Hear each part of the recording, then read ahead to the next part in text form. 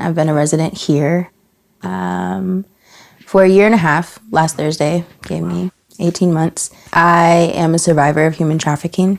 I want to graduate college. That's always been a goal of mine, and to help other women who are survivors or victims.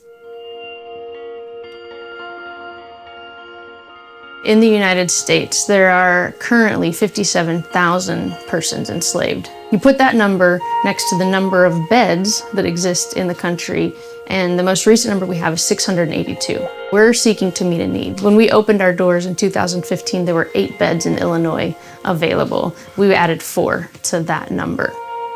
So residents come into this space, they eat here, they sleep here, they get to learn from one another. Our chapel space is used for life skills as well as different opportunities for therapy, and it's just a place where they can come, love, be loved, and recuperate and learn to be thriving individuals as God wants them to be.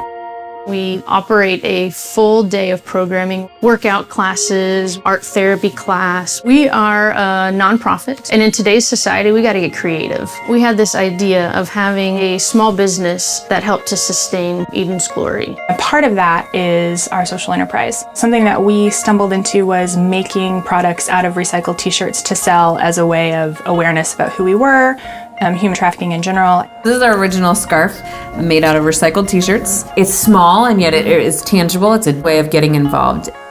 A big part of the program that I actually wasn't anticipating was we had to give a presentation about our nonprofit to a panel of business professionals in the Seattle area, which was a little daunting, I think, for several of us. One of our first residents started getting creative, and out popped this idea of a dog toy. As a dog person, I still didn't really know that it was going to be very popular, but when I did a presentation to the panel at SPU, they were like, oh my gosh, I mean, Seattle is definitely a dog community, but this whole country spends money on their pets. Please focus on the pet toys.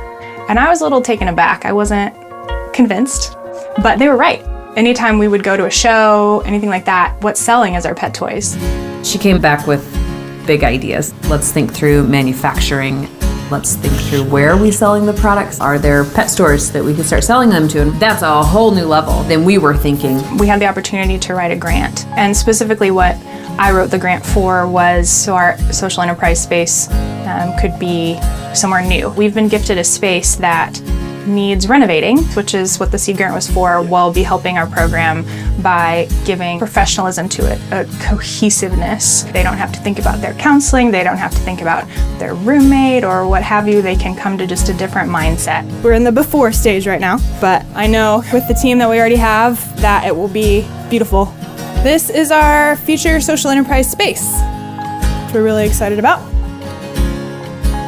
This is what we're putting together thanks to the grant from Seattle Pacific. It's a dignified workplace. It's respectful. It's empowering. We always have kind of an idea of where we think God is going to take us, and it always ends up somewhere completely different. When you give God everything and you give him complete control to see how far he'll take you, it's amazing.